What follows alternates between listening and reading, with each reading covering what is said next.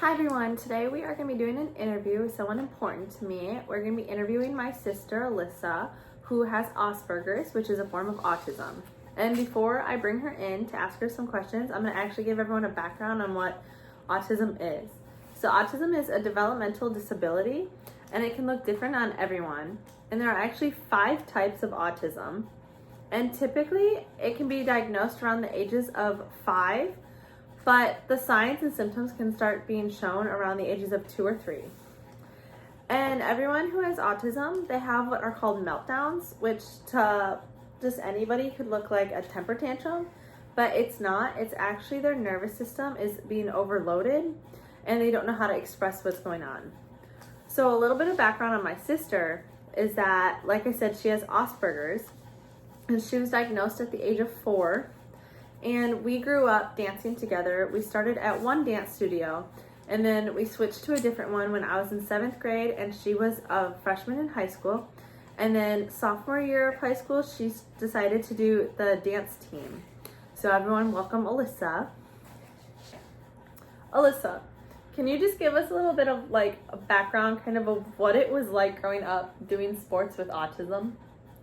It was a little bit difficult because kids would judge before they got to know exactly who I was and what autism was to start with. And was it hard to make friends and be social? Yeah, it was a little bit harder to make friends just because kids would be mean and use words that were cruel towards me, and it kind of made me an introvert where I didn't have many friends because I didn't want to basically be who I was and then get judged and bullied for it. And do you think that dance helped with your autism? Do you think it was like easier to handle things? Yeah, dance taught me a lot of different like life skills that I don't think if I had dance that I would have learned to help with autism, but also with life in general. So I know that on top of autism, you also have a learning disability. So do you think that being in school and doing dance at the same time ended up helping you?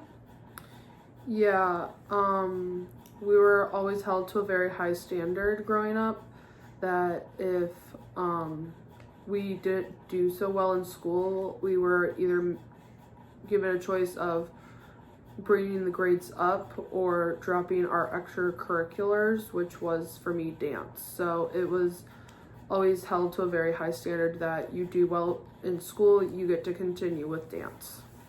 So now I'm going to kind of share some of my experience and how it affected me growing up with a sister who had autism, because I feel that I kind of see people differently than a lot of other people in this world and society.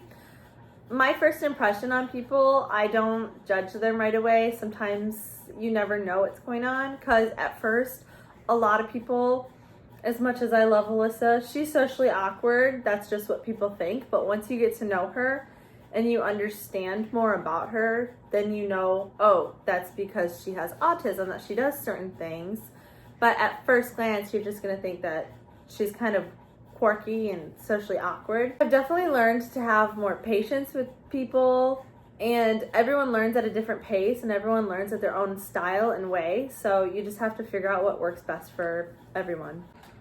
So the last thing we're going to go through is kind of what sport practitioners can do in the future. I personally think is that we should have our coaches and staff members learn more about autism and other developmental disabilities. And then they can also do a training maybe once or twice a year, so they're more prepared and can handle situations involving athletes with autism or developmental disabilities. And I also think that we should be talking more to to the other athletes on the team, so they kind of understand what their teammate could be going through as well. What would you say is something that we should be doing? Like with teachers and coaches, I think it's very important that they know that a lot of people with, well, me personally, I deal with sensory issues, but some people with autism don't, some do. just making everyone aware that everyone does have different sensory issues, where maybe someone doesn't want to be touched for a day, or they can't wear a certain, like, they don't want something brushed up against them. It's just a sensory thing that people need to be aware of, so that way people don't judge as quickly as they do if someone has a breakdown or a meltdown. All right. Well, thank you for your time. And this is my sister, everyone.